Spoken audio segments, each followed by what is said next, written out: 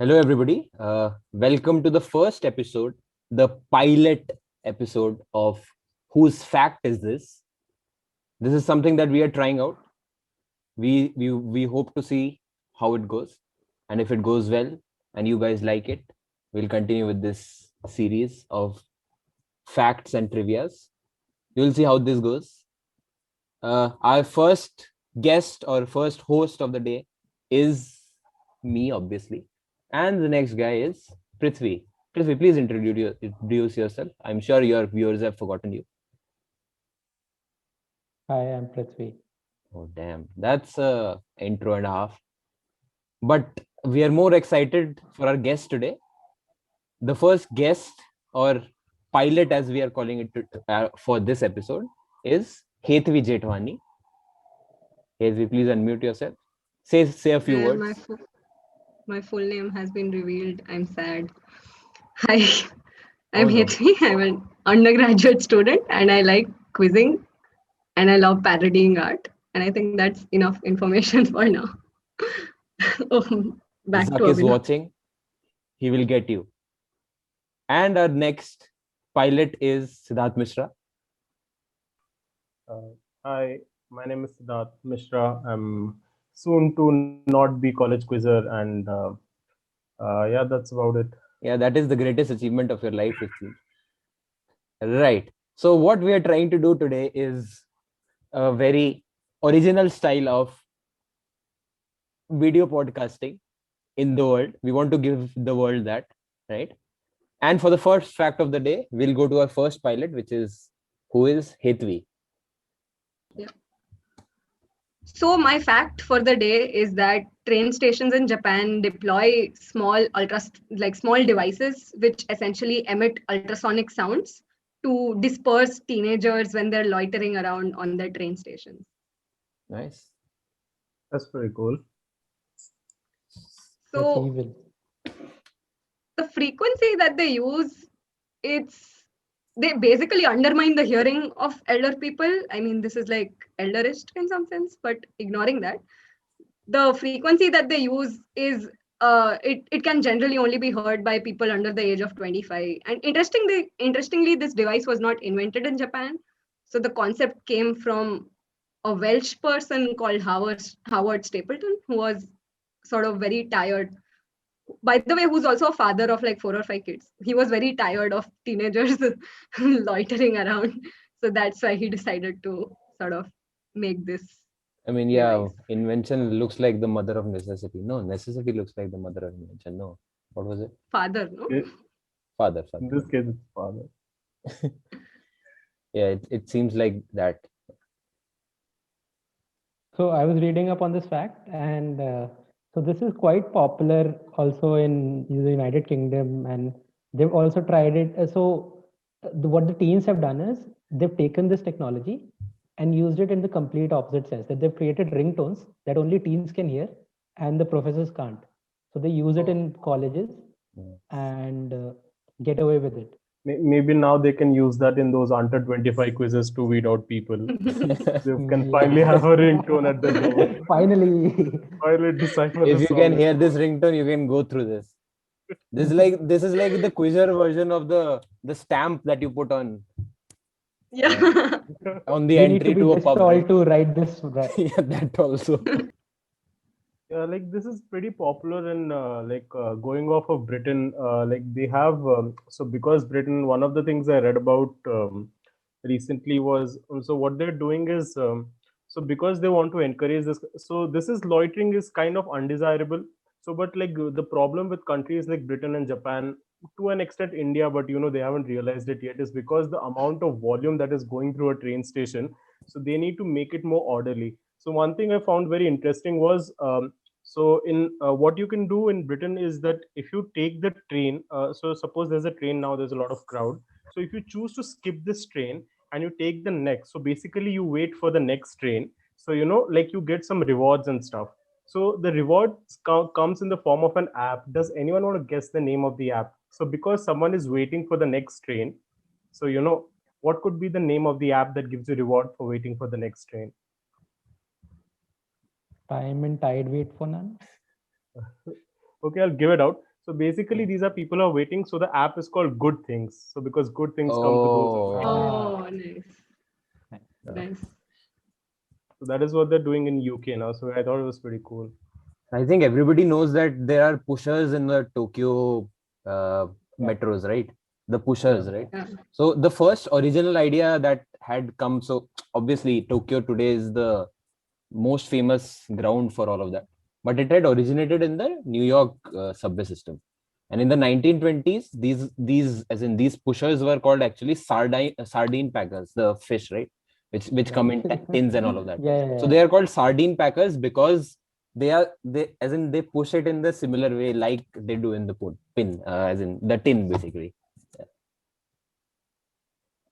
And continuing with the Tokyo thing, right? So one of the things that I had read for this was that so on each end of the Tokyo main platform, I don't remember the name. So you have these LED panels on the higher side of the platform. So these are blue light emitting LED platforms.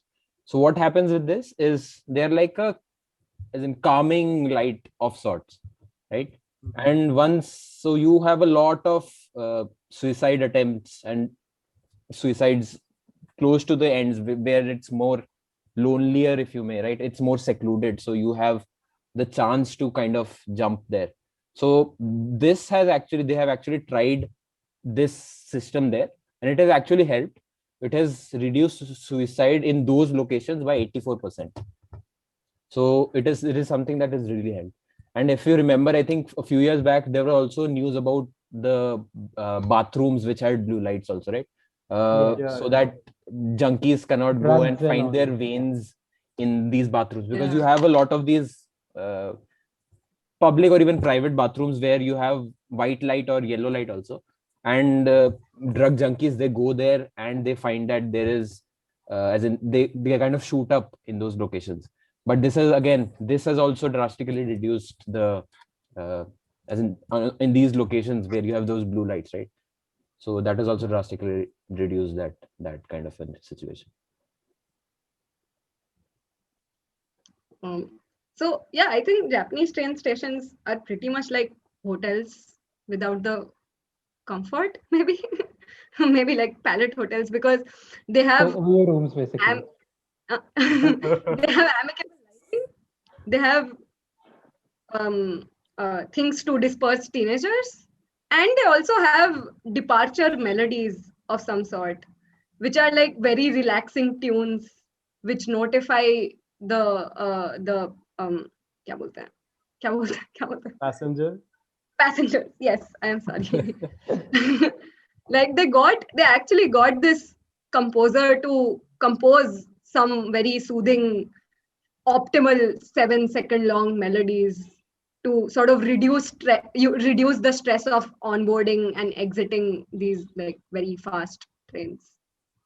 So all of this, so this kind of reminds me, it's not directly related, but I found a way for it to be related because I found something related to it. So I just thought that, in some way it works for hostile architecture. So, I was thinking, like I read a long time ago, they used to have those spikes and stuff. When I started quizzing, it was a very popular thing. That they used to put, like in UK, they used to put all these small places where you can't put a tent. They put a boulder somewhere near the highway so that you can't stay and all of that stuff. So one interesting thing that I came upon while research was, so basically in New York, where there were places near the beaches. So basically what they did was, the guy who was responsible for making the roads and stuff, so he made very low under bridges, like, like roads. So he made the bridges intentionally like very low.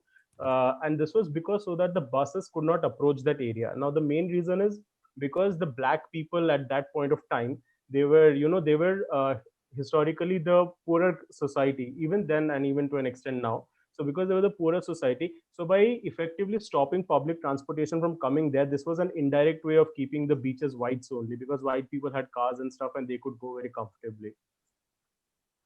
This is one of the things I came across. But yeah, like I remember, this is this is not something I'd prepared for, but I just remember.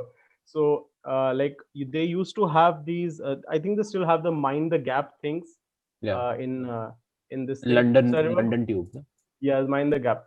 So like I remember someone asked a question once, so it was basically reminding people that it's okay to take some time off, between like school and going to college, or between a college and a job. So like they asked us, so basically, like what was they used a very, common public service message, and they just added a word to it to remind people that it's okay to take a break, it's okay to let your parents know that you're taking a break, etc.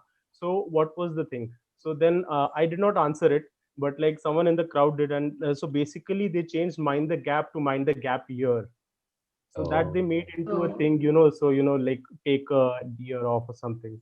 So the phrase "mind the gap" also reminds me of when Toblerone divided, as in they increased the spacing between the two peaks, right, on their Uh, chocolates, obviously. uh, So when they had that, right, so there was, I think, a parody tweet or something of that sort on media that it says "mind the gap" because the gap was increased because they coincided in a way.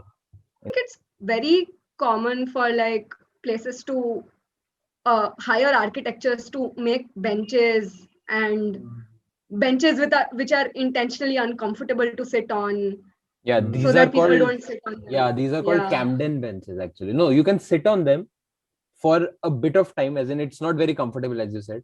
But Yeah. again, there is no sleeping that can happen because it's pointed this way, it slopes both sides so that you can sit, but again, not for too long. You can't skateboard on it, right? And you have a lot of railings also in civil architecture, as in in city planning, that you have those grooves that you put in so that you don't have skateboarders doing the tricks basically on the rails and all of that. No? Hetvi's original fact, the device is called Mosquito, right? So I was Yeah. looking up for research on mosquito, and I found this interesting research that someone had done. And this guy is not an entomologist; he's a mechanical engineering professor. So he was trying to figure out that how do mosquitoes go through those wire meshes and nets that people use in tropical countries and still end up biting humans. Right. So what they did was the gist of it they figured out was it's just hit and try. Mosquitoes keep ramming their head into the holes till they can fit in one, and they just enter in. But also, what's interesting is to make this the experiment uniform. They used one student's sock as the thing to lure mosquitoes, and Right. they made him wear the sock for exactly 12 hours every day, so that they could repeat the experiment each time and get the same results. Since so the way I came upon my Japan fact was because I was just reading upon nudge theory. And related to nudge theory, like one very interesting daily life example is a marketing example, which I suspect Abhinav has on his slides. But the idea is having chefs recommended, like having the chef recommend the second most expensive dish on the menu instead of the most expensive. Yeah, And decoy so effect. that chef's recommended thing sort of nudges you towards that dish, and you also see that it's not the most expensive, so you feel like it's not a marketing gimmick, and hence you always sort of end up buying more of that thing. Yeah, So very like interesting. Shiv Sagar special or Sarvana Bhavan special or something like that. Right. Yeah, okay. So yeah, as Hitu was talking about, I also read upon nudge theory. So I think everybody knows that the origin of nudge theory came from the Amsterdam Schiphol airport, right? So for people who don't know, there was just a simple housefly that was drawn there, right? Just for men to aim better, right? And this actually worked, right? And 80% spillage was reduced because of just a simple housefly drawn on the urinal, because men started aiming on the housefly. Interjection. Just remembered a fact about urine. So I think Berlin, I think a few years ago, Berlin sort of painted its walls with paint which is sort of Hydrophobic. hydrophobic paint, exactly, so that when people pee on it, they're peed back on by the wall. Drunk And peeing it's just pretty much. drunk people. Yes. Yeah. Yes. Yes. You know, I felt the when need to mention. interjection, when Hetvi said fact and urine, I was immediately reminded of Dwight in his audition tape saying urine is the Ah. most sterile liquid and something like that. Yeah. Okay. So this is something called the speed camera lottery. So what happens is, so this is there was this competition called Fun Theory Contest. So a guy called Kevin Richardson won this contest. He just said that we'll have a speed limit at these locations, basically in speed, wherever the speed cameras are. So for example, if you have a certain speed limit and people go above it, they pay the fine, and that goes into the lottery to the people who are actually maintaining that speed limit, right? For example, in Sweden, so the Sweden National Society of Road Safety took this and took this idea from Kevin Richardson, and their average speed at these locations went down from 32 kilometers per hour for Sweden to 25 kilometers per hour, which is what their request was for something like this. Right. The next one that I had was, okay, so across London you would see, across as in not too widespread, but starting to create something like this. So there was a lot of cigarette butt pollution, pretty much, as in, yeah. So you would have these kind of ballot boxes where people would kind of put their cigarette butts in so that they can see who is the, so it's like a competition which helps. So you would see not just Ronaldo and Messi, but you would have things like Formula One also, tennis also, cricket also, and something to do with politics also. So should the next election happen, or should Brexit happen, all of that, they created boxes like this, and this reduced litter by 46% for cigarette filters. But also increase the sales of cigarettes. No? I don't think it works that way, because the very short, as in very limited amount of these are there. Okay. So yeah. So another thing that Feels like a very close but no cigar moment. I'm sorry.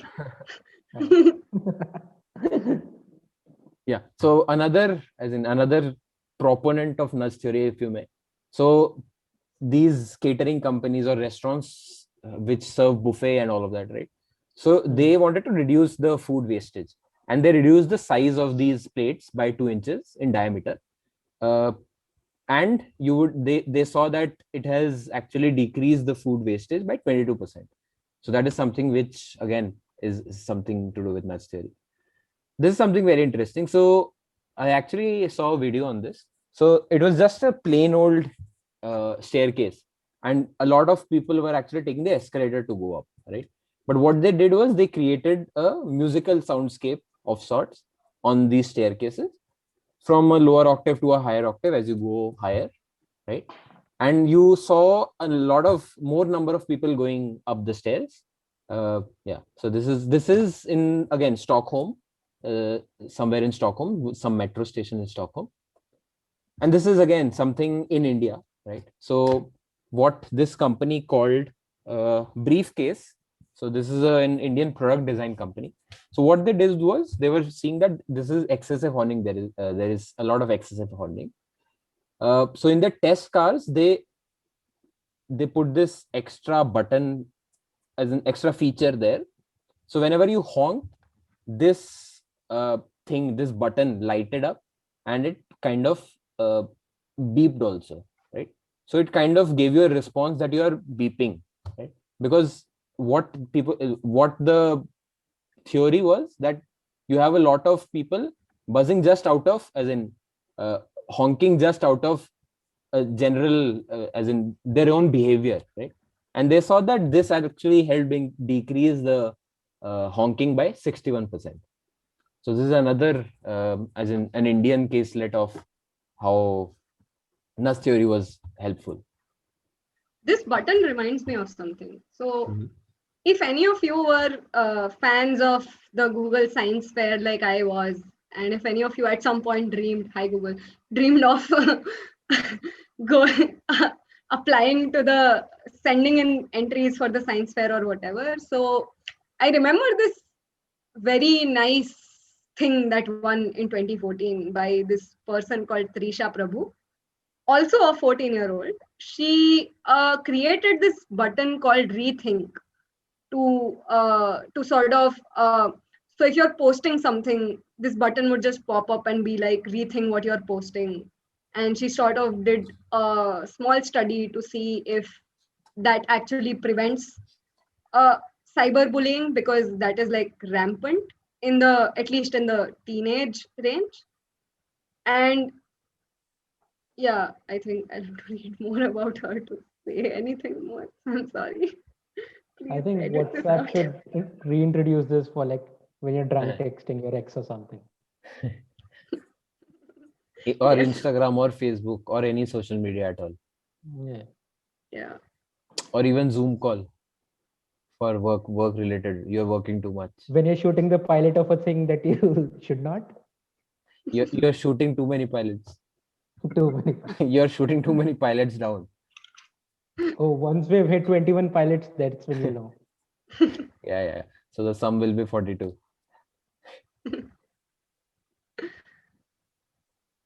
This just makes me feel like humans are, like for all of their so-called intellectual superiority, humans are just like cats. You just have to just like slide push one way, and they start running. So the way. So for example, I like think the you're talking stairs thing, about right? curling more than cats. I wish I was a cat. I mean, I don't think humans are like cats in any regard. Also, Humans Yeah, but worship what are cats. these nice cats that like behave like this? yeah, like All the okay, cats I know this attack is me. this is probably like very this is probably a very wrong example, because I've experienced with just one cat in my entire life, and that was one we had kept in hostel. So it was more of a communal cat than more than anything else. So it was so easy to distract it, and all I can think about right now is it is just exactly like humans. You just have to show them a blinking light, or you just show them like a musical stairs or something, and they'll just go and take the better option always. All right. Tell So you. my fact is, in 2017, a case was filed against the Indian government, which is rare these days, over like default on payment of land compensation. The interesting thing is that the people who filed this were actually victims of land acquisition by the British in 1911, when New Delhi was being constructed, when New Delhi was declared as the capital, and it was all moved. So yeah. So a lot of you guys might have heard about Raisina Hill, right? Mhm. So these are villages from the village Raisina, before it was called Raisina Hill. And this is the site where Rashtrapati Bhavan is now made. Also, there's another town, another village called Malcha, and now there's a road called Malcha Marg, which is near Chanakyapuri, where all the embassies are. So they were also moved from there. So these are a couple of villages, and they're seeking compensation for the same. Raisina Hill से याद आया. So Aravalli Ranges obviously end at Raisina Hill, and they start close to Mount Abu, right? I think no. Not Mount. Patan or somewhere, right, in Gujarat. In Yeah, Gujarat. And they end in Raisina Hill. So I was very Patan surprised. is it Pavagad? I don't remember exactly, but approximately somewhere in the close to the border of Gujarat, Rajasthan, right? Okay, then not Pavagad. Also, like this is like there's also there's another school of thought, as Dwight would say, which says that the northern ridge, which is near DU, is the northernmost point and not Raisina Hill. Okay. This is which area in DU? So right behind you, there's a whole area called Northern Ridge, which is like an open, hilly park kind of thing. And you find a lot of wildlife also there. Like you can find monkeys and all that stuff. Okay. Monkeys is not wildlife, to be fair, but okay. Hey, Northern Ridge monkeys are wildlife. I have been a victim. We'll do a visit there, and we'll bring you a live episode of Whose Question Is This from there with the monkeys.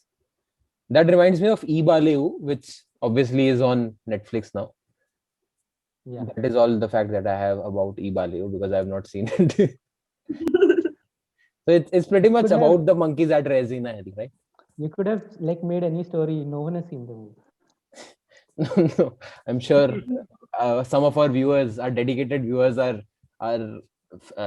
movie fanatics. And I'm sure some of them would have seen Ibaryu. So it's better not to embarrass ourselves. But talking about Resina Hill, right? So one of the most, as in the names which you think of when you think of Resina Hill is obviously Lutyens, right? So one of the things that I learned about Lutyens in a newspaper article I was reading about 4 years ago was that his name is pronounced Luyens by some people, as in surname, obviously.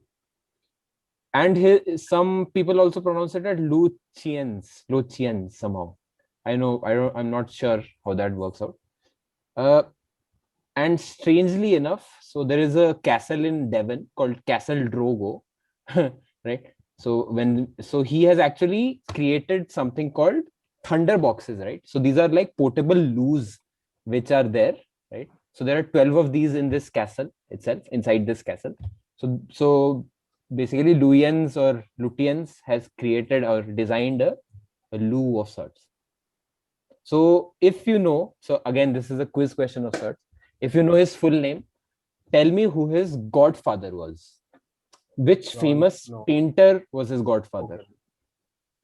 Okay. Milias? Not Millet. So basically, his famous godfather is also this person who he is named after. Oh. In a way. So basically, his middle name is something which will give you the big hint. Edward something Lutyens, probably.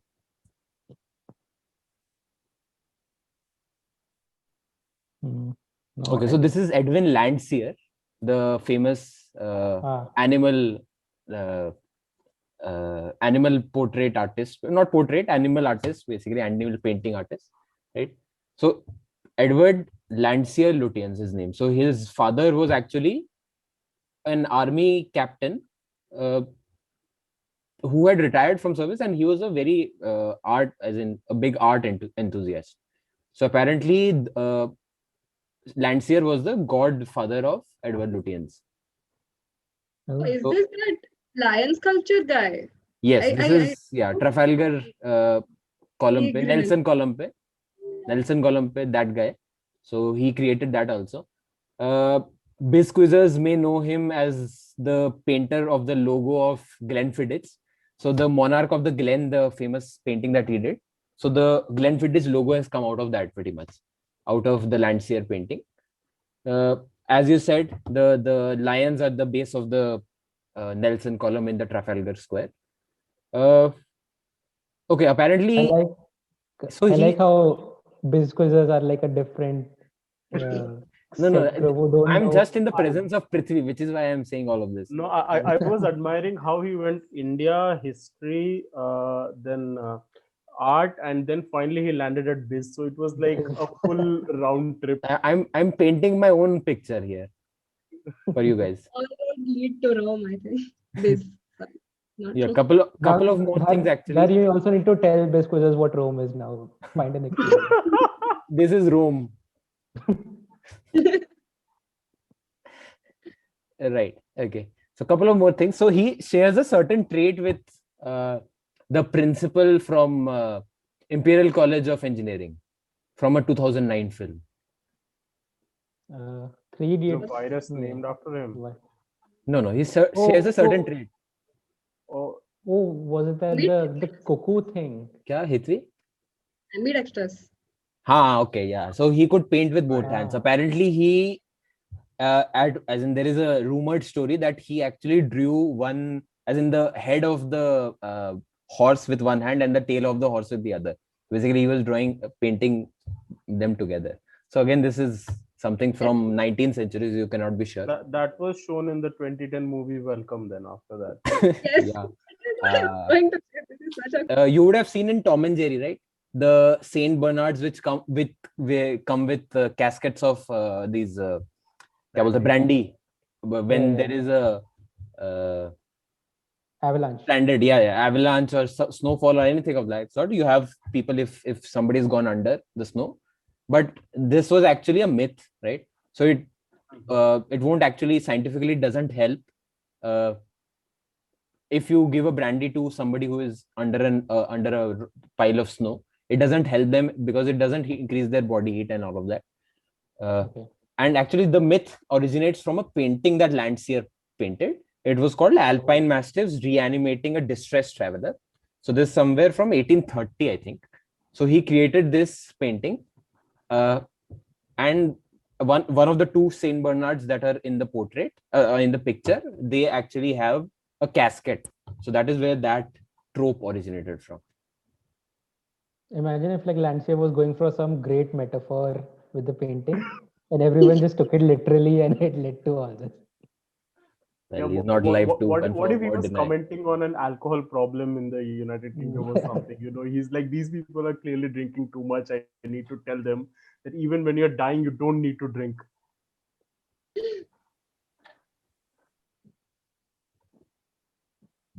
I mean, I have no more Lutein facts to lutao on this podcast. All right. Luteins also remind me of another fact that I read upon for this. So Luteins, Lutera, Bandit Queen.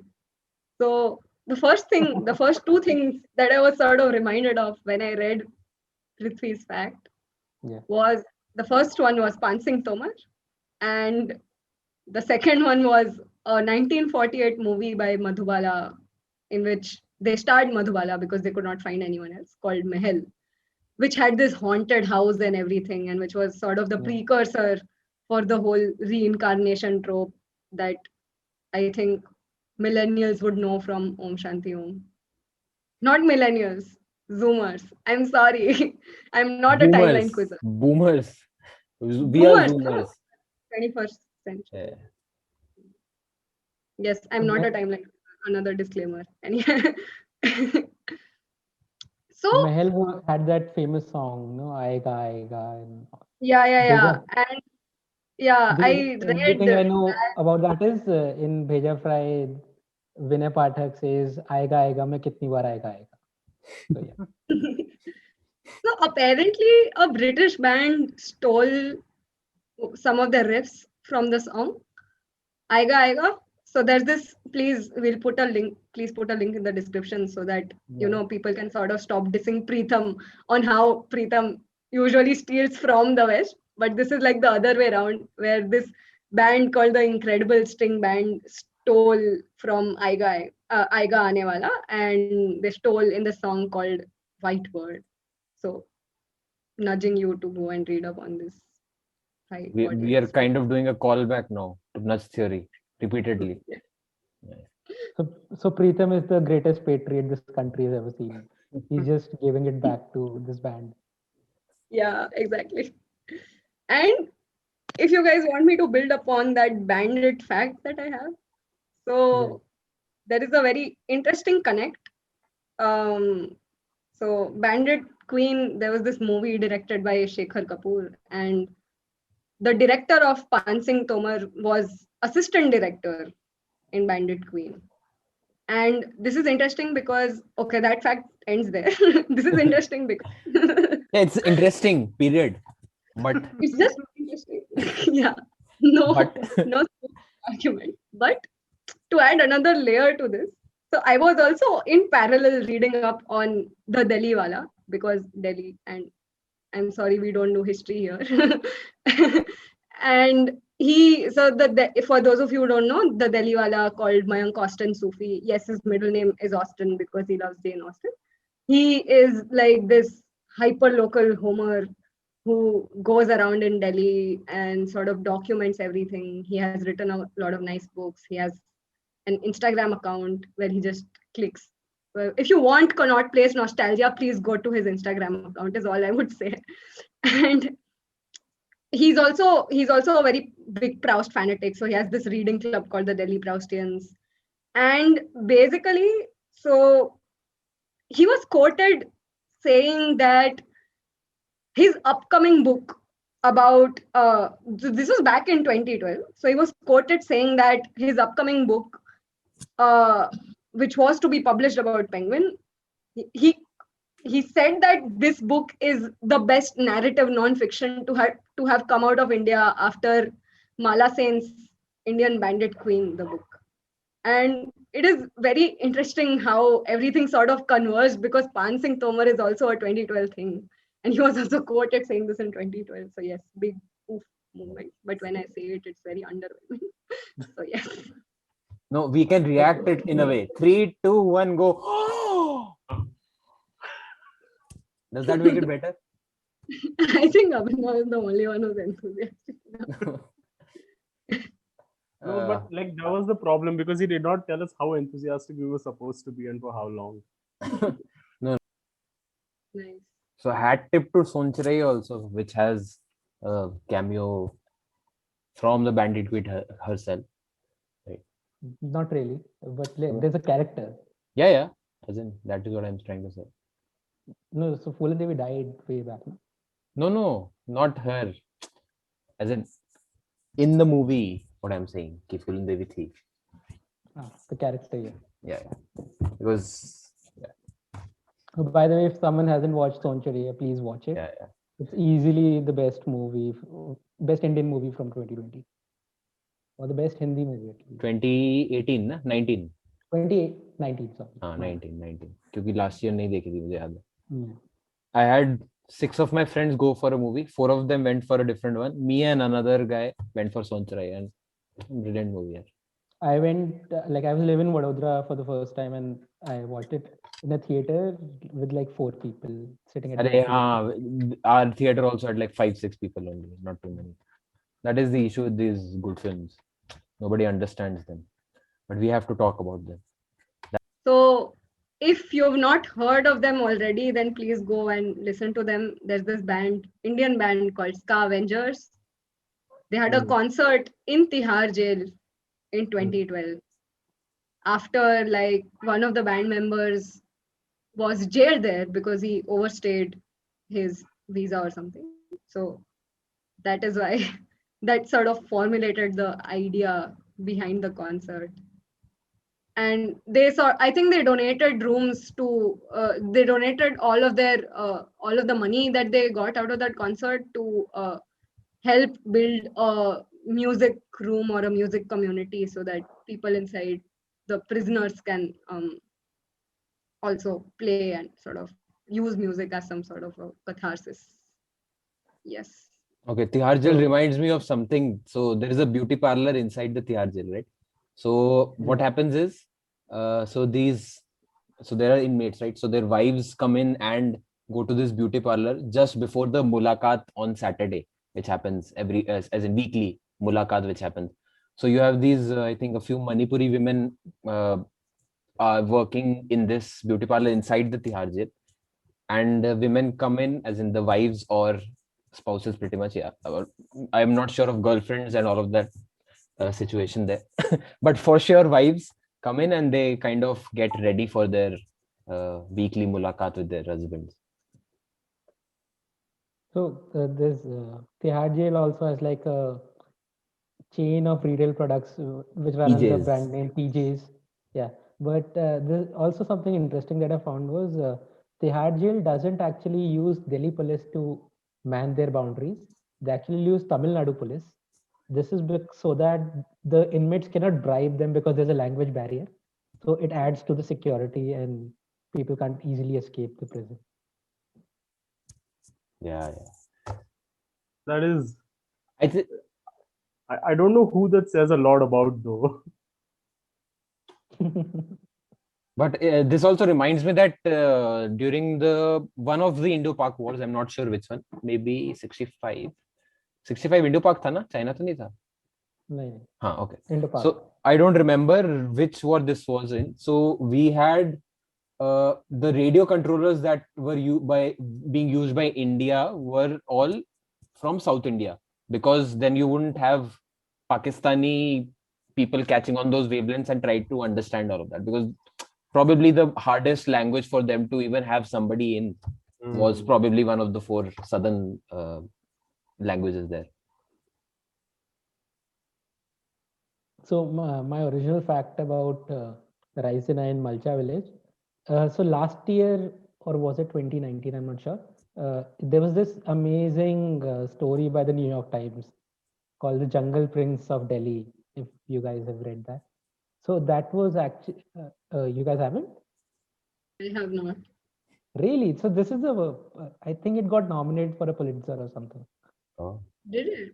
Yeah, so I'll not ruin it, but there was once this woman who came to the Delhi railway station in 1980s and said that I'm the wife of the Nawab of Lucknow or Nawab of Awadh, and I demand that I be reinstated with my money and all everything like that. So And she no was one saying really this in the railway station.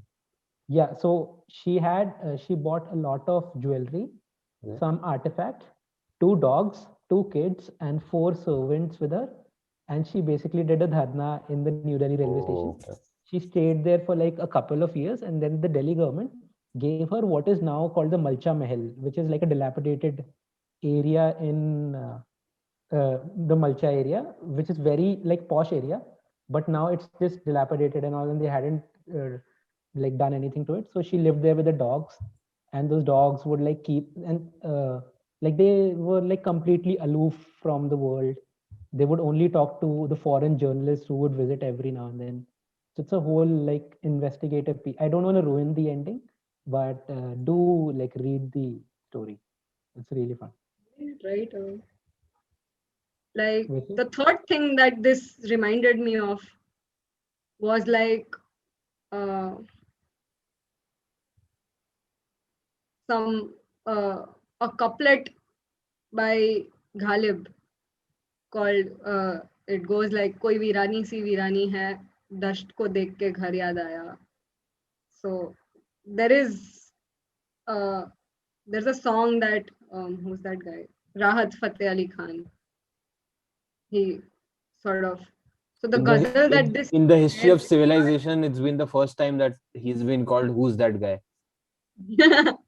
I'm sorry, I'm just not a proper known quizzer either. Yes. Look at me single-handedly. We Like should just call him Nusrat Light. market myself as a person who's not Nusrat a Light. good quiz partner. So biscuit flavor आ गया ऐसा लग रहा है पृथ्वी की तरफ से Nusrat light. Yeah, Next edition. ये joke मार के मुझे राहत मिली. the ghazal. So please go and listen to it. More nudges. We'll add the link in the description as Just to always. nudge. Video से लंबा तो लिंक होगा फिर. Why not? It's going to be a very long description at this rate. So we move on to the next fact, which is by Siddharth. Okay, so now before we've already talked, like we came across a few important points about how translation or a lack of it is plays a pivotal role. So it brings it on very nicely to my fact. So Churchill once he very famously like said this fact that when the Allied and when the US and the UK troops came together as allies, so a particular thing caused them a lot of problem because of the way it because of the connotations of a single word, and that word was stable. So when the Brits said that they were table, like let's bring it to the table, or this thing is stable, they meant that let's bring it up for discussion, let's make it something that's an area of priority. Whereas when Americans talked about like something to be table, that means it's like shove it off, like it's not a thing of importance anymore. So that is my fact. So basically, Churchill said that because they had both had different meanings of the word tabled in particular, so that caused a lot of misunderstanding between the US and the UK troops. Yeah, so this is basically an auto antonym pretty much. So these are actually called auto antonyms, words like these. So which are their own antonyms. So for example, the word cleave, right? So which also means to cling or also to split apart, like in chemistry, to split apart. Then you have dust, which is obviously you have dust coming in or adding a dust to a cake and all of that thing, powdered sugar and all of that. But of course, that dusting is also cleaning a house. Clipping is obviously when you attach. I have clipped this to the document, but a clip is also cutting off something. Then fasten or fast is without moving, which is fixed in place, right? Like a seat belt. And holding fast, which is of course moving quickly. So I'll just complete the thing. So basically, so what like Abhinav rightly pointed out, but what is like kind of very interesting about table is, the roots of this, of the way the different meaning of table works in both British English and American English is because of the way their parliament, or their senate is structured. So because when you go to UK, or like most traditional parliaments in the world, even in the Indian parliament, so you have a table in the middle, right? So there's a table which is there, so basically when you say bring it to the table, it means that these guys are bringing it, bringing something under discussion, etc. So there is one big common table, on which both of them on either side, either they're separated or they all commune around it in a way. So that means to bring it to the front. Whereas what happens in America is that inside the US Congress, there is no single table. So what happens is, because of the way it's made, is that everyone has a separate table. So like different parties, if there are two parties who are opposing, so both of them have their own separate tables. So when they say to to table something, that means you just shove it under your table, and you stop discussing about it. So that is so like it's not very clear if this exactly is there, but like this is most likely how the different meanings of table have come across. Yeah, this also reminds me of the House of Commons, right? So there is, I think, something that most of us would have known, that between the two tables, as in the two opposing sides, there is a table in between. But the difference, as in the gap, the distance between the two, uh, the front rows were decided based on something from medieval times. So you would have actually to stop people from fighting with swords. So the distance that came in the House of Commons was two swords and a little bit, I think, an inch apart or something like that. So that you don't get a fight in the middle of a session like this. These reminded me of homonyms, which are words which are spelled in similar ways, but they might mean different things depending on either context or language. So, and I natively I'm a Sindhi speaker, so I could find a few very interesting homonyms, or like near homonyms, just for the sake of the joke. So one of them is Ali. Ali means wet in Sindhi, but I think we all know it from the context of Apsara Ali, which means that the Apsara has arrived. And it is like a verb indicating arrival in Marathi. So whenever someone in Bombay, whenever is this word is used frequently, so it's, considering that Bombay has a considerable Sindhi minority, I do not understand how people can travel the local train without like laughing there, without laughing whenever someone speaks in Marathi. And there is another very interesting near homonym, I would say. So the Sindhi word for husband is ghot. And ghot is something that we might know from ghotala in Hindi. So yes, that is where I think draw the line on on drawing analogies between Sindhi and other languages. But even apart from this, there are a lot of examples of homonyms. Like car means a car in English, like that vehicle, that metal vehicle that we drive on the road. And in French, it means because. Poison, gift means poison in German and Norwegian. Gift means married in Swedish, but gift is like what I give to you in as a token of gratitude or whatever, celebration or whatever in English. Even fart. So fart is it means it's considered to be like a borderline vulgar word, at least in English, unless you're going to Adil's fart quiz, which was brilliant poster. I'm sorry, random brilliant poster. But yes, it means good luck in Polish. So very interesting. I mean, going to Poland and saying fart to people before their exams seems like a very absurd and funny thing to do. And like with fart, I also remembered barf. So even this one is a stretch, but like barf in English is vomit, but barf means snow. So, yes. Okay, this actually reminds me from, I think, think something that Siddharth would remember. So somewhere from 2001, so there was a case against Coca-Cola, which had a Coca-Cola thumbs up own करता है ना? हाँ. हाँ मतलब So- India में now. Yeah. So Pepsi filed a lawsuit against Coca-Cola because Thumbs Up had a campaign which says ये दिल मांगे more only, I think. But when they went to court, what Coca-Cola said as a defense to them, that this is not ye dil mange more, as in it's not a bilingual phrase, this is just a Hindi phrase, right? So ye dil mange more actually means this heart wants peacock. So this is the actual defense that they said, ki this is not actually a bilingual phrase and it's just an English phrase. But they dropped all of that because they didn't want to get into all of that controversy. But this is, of course, Coca-Cola, so the Cola wars, they kind of have that kind of tussle. So these things kind of happen.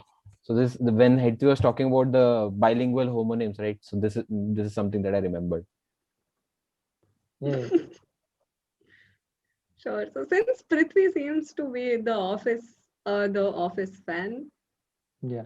and because he just keeps mentioning Dwight, I think I'll just talk about Ricky, who created The Office, the OG creator of The Office, the British version of The Office. And so apparently he was talking to a magazine about how he had to tone down all of the dark humor of the British Office in the American version, because he was just like, Michael had to be slightly nicer, but we needed to have a lot more of the happy ending aspect, because I think America has still not woken up from their American dream, although that should have happened in 2016. I'm sorry. So yeah, he was just talking about how Britain watches reality TV, which is literally reality, and American reality TV is just like trash to make them feel better. And What is Indian yeah, reality TV? Indian reality TV is art, like ascended. If Have you seen Why anyone, don't you have that on your background then? Because of this.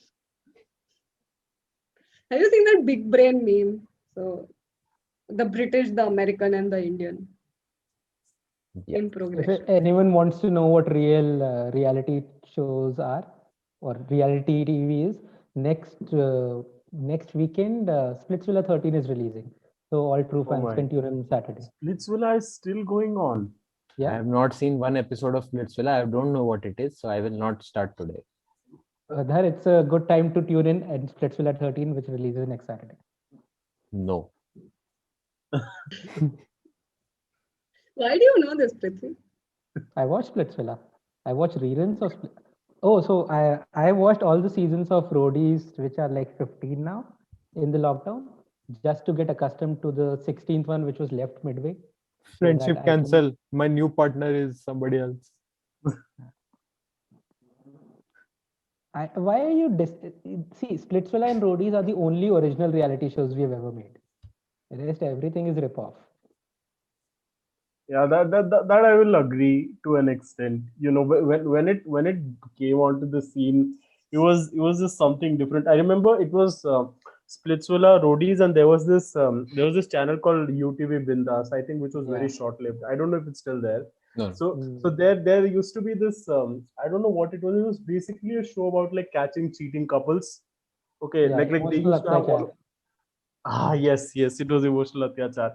And I still remember, like, I'll come back from school and I'm just watching that, and it is so addictive. That shit is so addictive because you're like, I know that guy is cheating, and then you get all emotionally involved as this 14-year-old. It was beautiful. But then after a point, the show reached a parody of itself. You know, like the guy is like, I knew you were with this show, so I came back and I did this so that you wouldn't catch me, karke. That is when it truly went to shit. One of the first run of it was just glorious. Also, my favorite part of Emotional Atyachar was where they just randomly blur out everything for no reason to make it look more scandalous. And they'd have those things on the internet where you can watch the uncensored stuff. And Yeah, then you'd watch the uncensored stuff and you'd be like, "इसमें कुछ नहीं है." they used to ask you literally come to see the uncensored stuff, go here karke.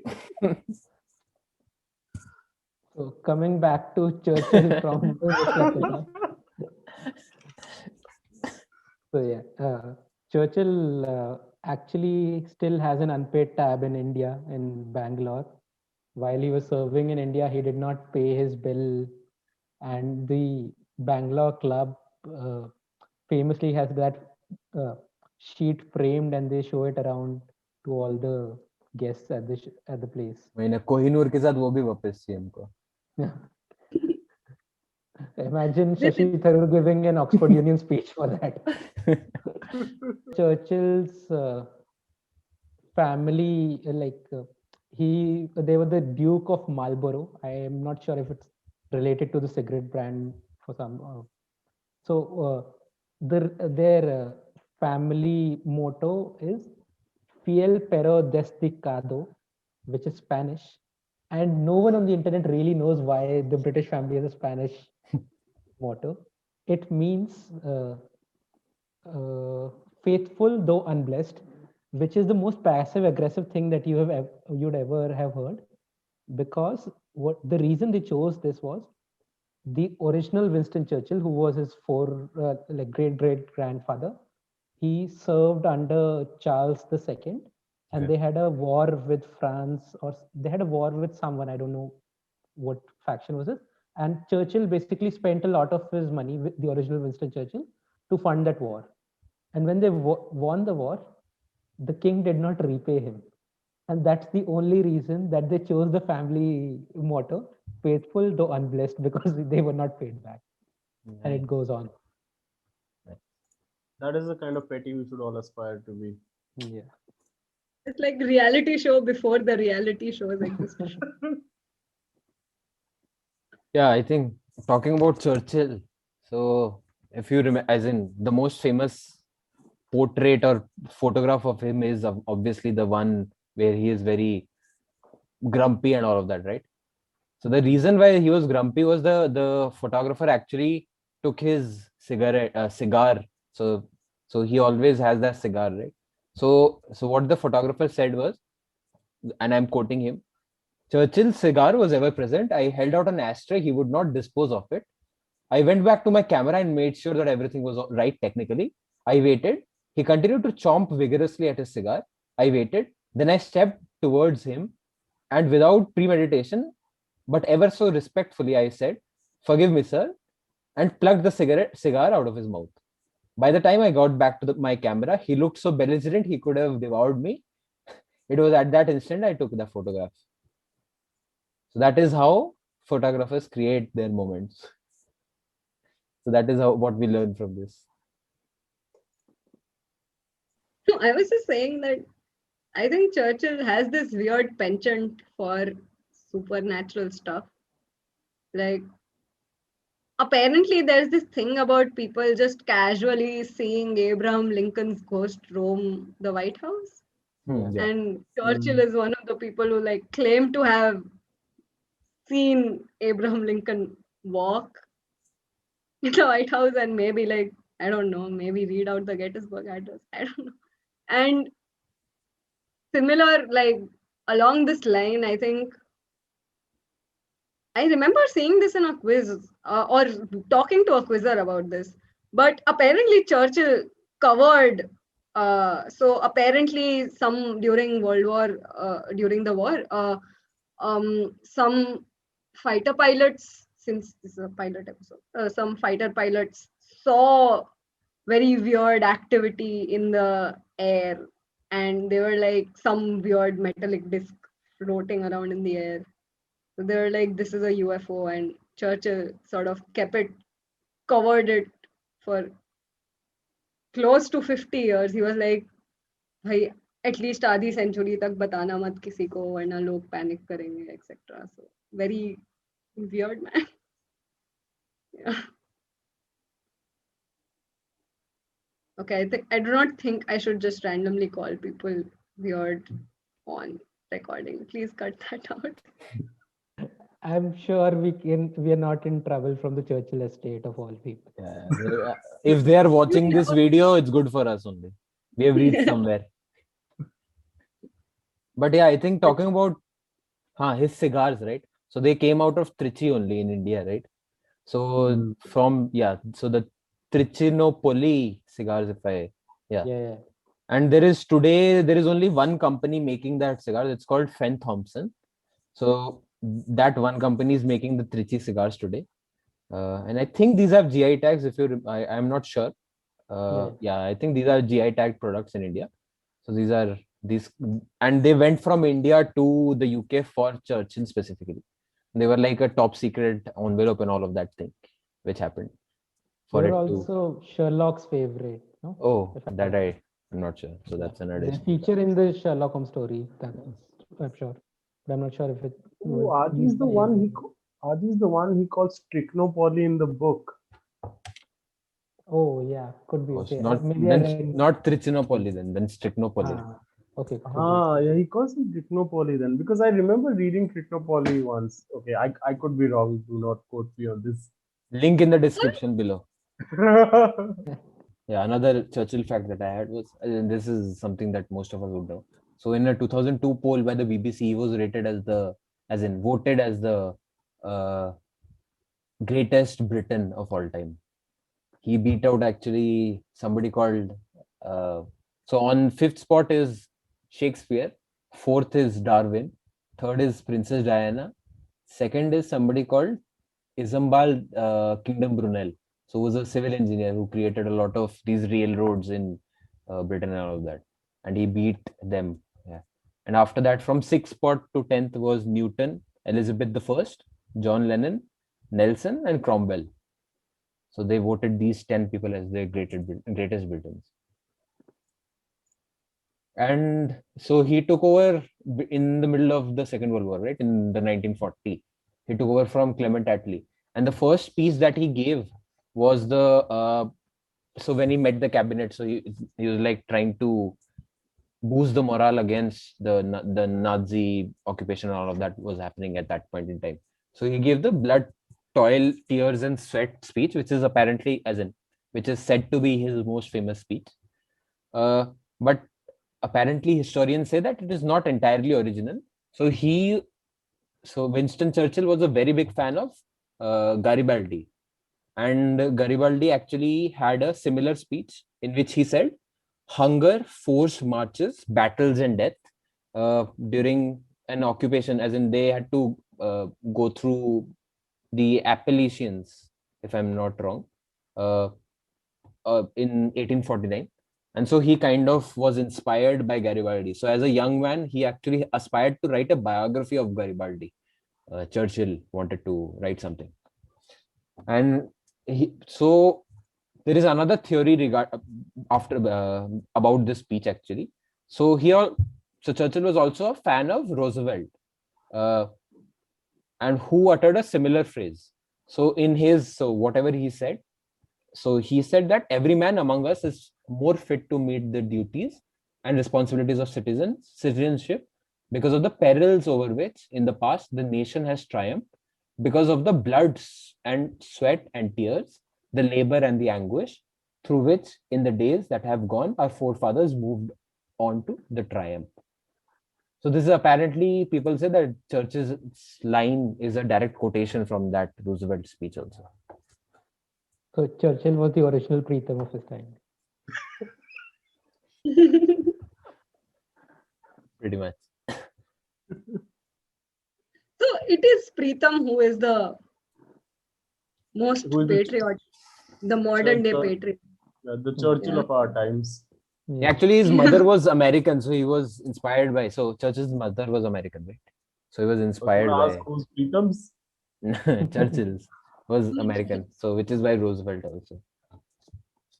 Moving on to the final fact of the day. That's my fact. So Andrew Flintoff was once run out while playing for England because he could not move due to the Viagra that he had taken the day before. So I want to show you the video. This is a video from Rob Linda, the OG cricket video guy. So he's playing against Sri Lanka. Well, he's got a touch on it, and Flintoff is run out backing up. How unlucky is that? Just a touch on it by Chaminda Vas. Flintoff was doing the right thing, backing up. It's one of the most unlucky dismissals in cricket. Stewart can hardly believe it. He hit that ball beautifully, but Andrew Flintoff's run out for one. He's nearly seen the funny side of this too, Andrew Flintoff. Straight back down the ground. He just gets a touch on it. He's nowhere. No third umpire involved. It's a desperate way to get out. Desperately unlucky. And right smile from Andrew Flintoff on his way back to the pavilion. He just gets a finger end on it there. The umpire in a perfect position. Stumps disturbed. Flintoff on his way. What a way to get out. Flintoff's gone for one. 361 for 6. Right. So that was the video. So there are a couple of things that I would like to point out. Firstly, obviously, there is a lot of talk by the commentator that he has a wry smile. So the commentator obviously does not know why he has a wry smile. The other thing is that the commentator who was talking at the end was David Lloyd, Bumble. So I have an additional fact with him also. So just an addition to the fact. So in an interview in 2015, Flintoff actually said that it started with an article my ex wrote to the News of the World. It wasn't very complimentary about my performance, if you get my meaning. So I had decided I had to put that myth to bed, even though I was in the middle of a test match. I took 3 Viagra one night and didn't realize how long they lasted. Trying to bat the next day in that state was not easy. I was run out simply because I could not move. I could only hop. It wasn't worth it either. Complete waste of time. So in the same interview, so Flintoff also says that he doesn't wear a helmet until he's in the crease, to the crease basically. So here also you would see that once he gets out, he removes his helmet, even though he's on the ground. You won't see many cricketers do that. So it was actually David Lloyd who actually told him that not to put on the helmet until he got to the batting square. And as I pointed out, the commentator here was David Lloyd. So what David Lloyd told him was, let them see your eyes, walk out as if you own the place. And then Flintoff says, that's what I always did. But the truth is, I never felt like I owned anything. It was all an act. I was just scared. So this is Flintoff's own admission of. So he actually had. So he underwent a bout of depression in 2009 after retirement, and before he went into the boxing career and all of that. So yeah, this is the story of this run out. Again, Flintoff was also part of a reality show. Strictly Come Dancing, right? No. So there was a reality show which was specifically about Flintoff, which was called Flintoff versus the World or something. So in that he used to do like challenges, like he'd climb some mountain, fight some guy, do some extreme sport or something like that. And he had like a wish list of sorts, and he'd just do one in each episode. That is proper reality TV. Led me to think of what other like bizarre sports injuries have happened. So there was this pitcher called Joel Zumaya. I mean, he's still alive. He's not dead. So what happened to like he was so during the 2006 season, he was ruled out due to an injury to his fingers. So this is very common with pitchers because of course, because of pitching. So it was nothing unusual thought at the time. But later it was revealed that actually the reason he got injured was because he was playing Guitar Hero too aggressively. So because he was like in a competition with his friends, like playing the guitar and everything. So this was after this in Guitar Hero 2, they like made a disclaimer that this game is safe for everyone except Joel Zumaya to play. so that was funny.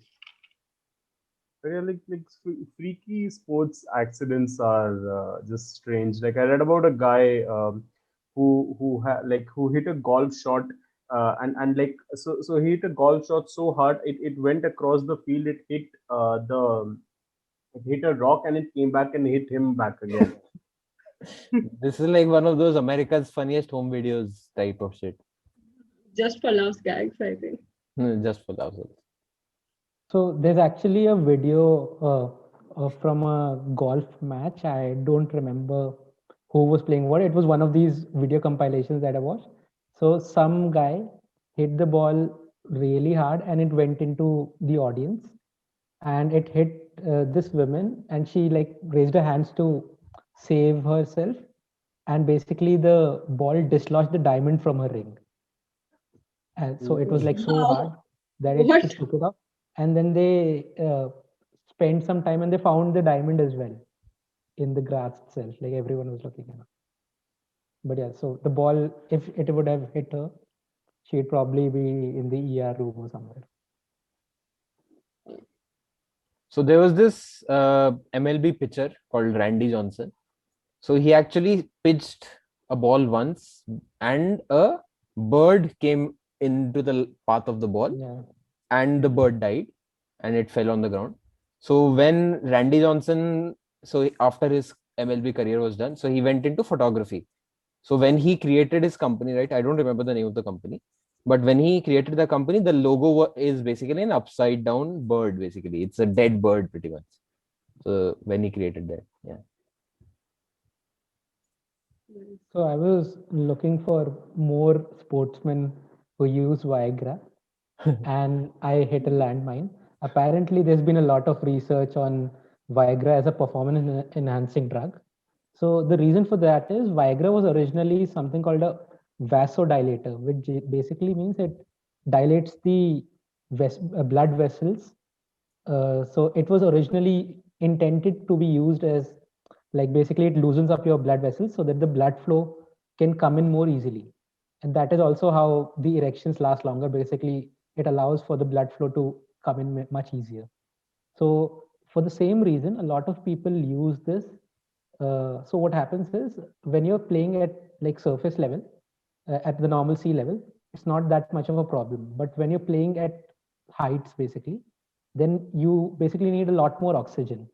So that's where this could potentially come in, where it will loosen up your blood vessels and you could be oxygenated much more easier in a much like in an easier fashion, and you could have these huge bursts of energy for a small amount of time. And there was actually an NFL player who in 2020 actually confessed on Twitter that he took Viagra before every match. This is some guy called Chad Johnson, who was a pro NFL player. And the reason NFL can't do anything about it is that so scientists cannot agree what exactly does this drug do to your body, because they could not see any improved signs in his figures when he claimed to have taken the drug or on matches which were at higher sea level. And this man just thinks that he did really well after popping in Viagra, when in reality his scores were just the same level. Oh. Well, The ultimate Chad move. Yeah. So close to the Guitar Hero thing, right? So there was this NBA player called Lionel Simmons also. So he actually got tendinitis due to playing too much Game Boy. So very close to your Guitar Hero fact also. does anyone here watch Romedy now? Like, there is that movie. I'm sorry, like this is out of context, but there is that movie which keeps coming up on Romedy now. It's about What, a what is guy. it? I mean, I don't remember if it's a Parkinson's drug or Viagra, but it's a Yeah, blue pill. That's why, and Viagra is called the little blue pill, like the Tiffany's box of heteronormativity. Tiffany's box of masculinity. I don't know, not masculinity. Tiffany's box of. So wait, Okay, wait, what happens in the movie? So it just starts. I've never been able to sit through all of it, but it just starts with this guy who's a Pfizer salesman, Oh, and that's he's Love and Other Drugs, no? Love and Other Drugs. Yeah. Yeah. yeah. Jake Gyllenhaal Gyllenhaal and Anne Hathaway. Anne Hathaway, yeah. Is it about Is he selling Viagra in that movie? He was selling some alternative to Prozac, I think. Huh. Not Okay. Viagra. I just remembered because like blue pill. Yeah. So Sorry. similar to Viagra, Valium was also intended to be like a color dye, but later on they realized this is like a good drug to calm yourself and all, and now it's become like the top prescription drug in the market. Valium always reminds me of House MD for some Yeah. reason. Yeah. Yeah, I was thinking ki, so you won't ever have footballers warming up by playing cricket, right? But you have cricketers warming up by playing football. So a lot of these pre-match injuries happen, as in because just before the match somebody gets injured while playing football. They roll their ankle or somebody hits their knee or something of that sort. So I think when Rohit Sharma was about to debut, what happened was Lakshman was out of that match, and it was decided that Rohit Sharma will play this match. But on the morning of the match, I think they were doing a football training or something of that sort, and he rolled his ankle. And there was no additional batsman in the squad, so Ridhiman Saha uh, came into the team as a batsman. So that is another thing that I remembered.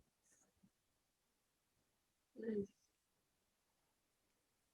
There is also Andrew Hall, who was actually held on gunpoint twice in his life. So he was an Australian all-rounder, bowling all-rounder. So apparently in 1999, he was coming out of an ATM and a robber held on to, as in held him on gunpoint. Then again, there was some incident which I don't really remember. But I think it was again a few years later after that. And I think he again had some kind of altercation with some kind of a robber, if I remember correctly. And again, he was held at gunpoint. So this guy, moderately good cricketer, quite a good cricketer. But yeah, so he has been Very held. good victim. Yeah, very good victim. This reminds me, like this is again nothing to. So like apparently, like there is this Swedish centre back who plays for Manchester United called Victor Lindelof. So what happened was, so I think he was in Sweden itself. So he was walking in the market, and so some guy thief comes along and he tries to snatch an old lady's bag, and then Lindelof sees it and he goes running after him. So of course he catches and nabs him and whatever. But I always keep thinking that poor thief, of all the people to have chasing after you, imagine a 6 foot something Scandinavian defender running after you full tilt trying to nab you. You have So no chance. unfortunate.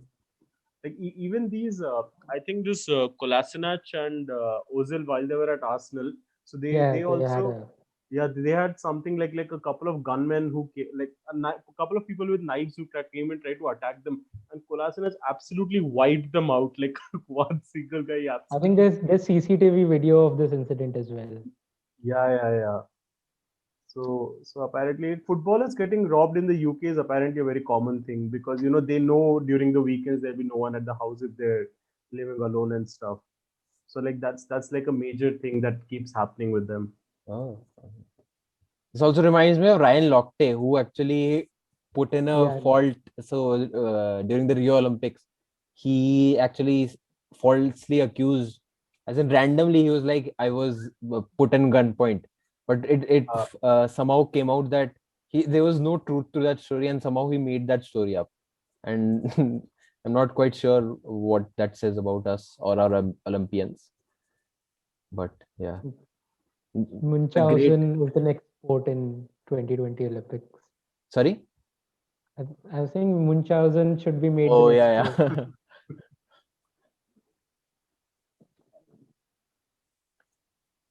So coming back to Flintoff, I did not know this. I'm not sure about you guys, but he is called Freddie Flintoff.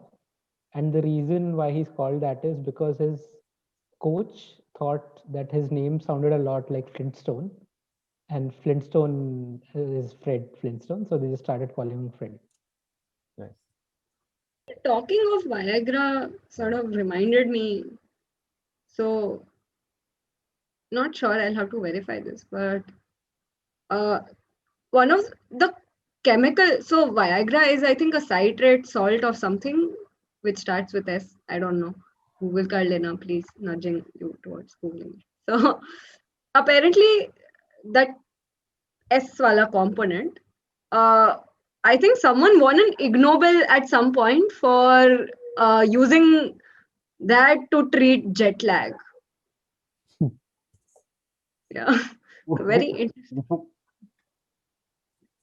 I mean, yeah, I can kind of see it, with the temporary like heart rate and oxygen and all of that, maybe Yeah, exactly. just to clear your head, but Yeah. it is very weird. So apparently it like helps regulate the circadian rhythm again probably because it's a vasodilator. I don't know. I'm not a bio person. I'm not a real doctor. Don't say anything. Not a doctor. Yeah. Shh. Not a doctor. So I was Nice. looking up on like Fred, and I came across Fred Jones from Scooby Doo, and this guy has the most fucked up backstory that I could have come across. So Fred, at some point in the Scooby Doo universe, Fred is told that his father was actually a guy who kidnapped him and groomed him for years, and that guy is so later on they did a reboot in which they just completely erased everything of that sort.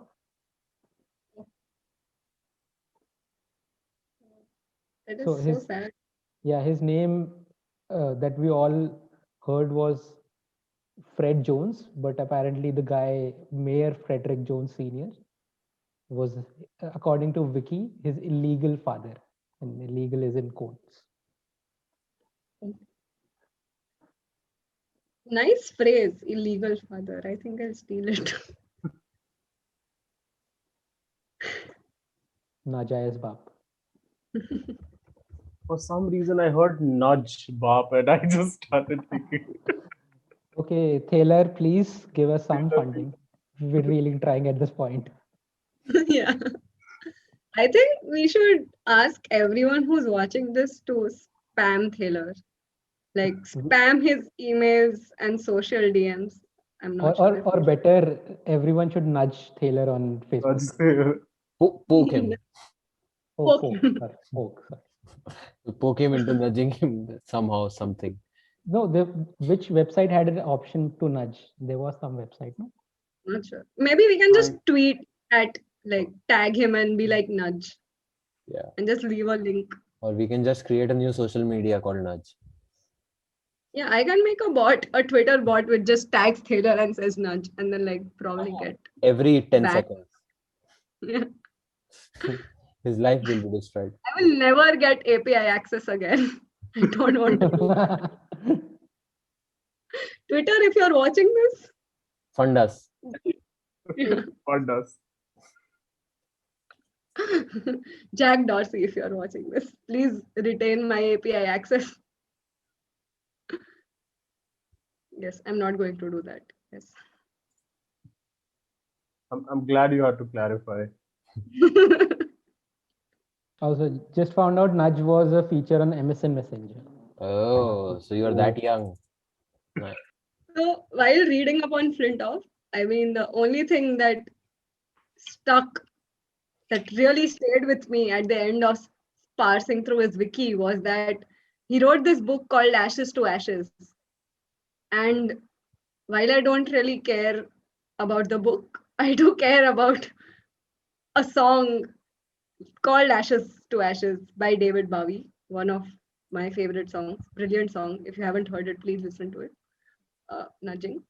So it is one of, I think, one of the most expensive music videos ever made was the music video of this song.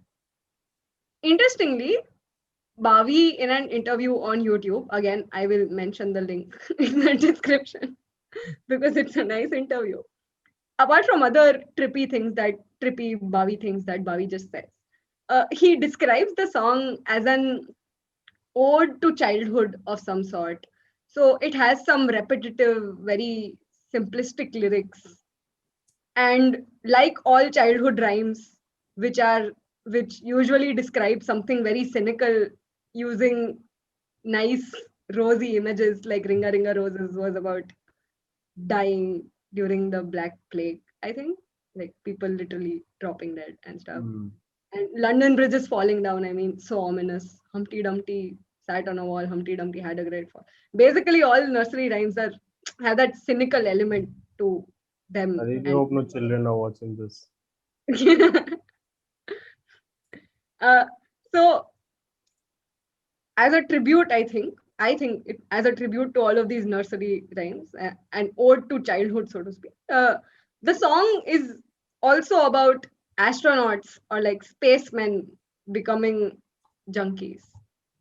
If you just listen to the lyrics, you would be like, "Ye kya progression hai?" and then arrive at like sort of thing that, okay, yeah, this is the only conclusion that makes sense.